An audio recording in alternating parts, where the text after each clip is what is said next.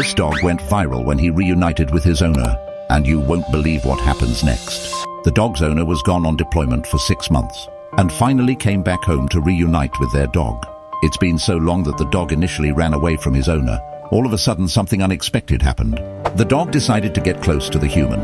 He even let his unknowing owner pet him a few times over. Once the owner went in for a hug, the dog smelled the human and instantly recognized the smell as his long-lost human. Subscribe.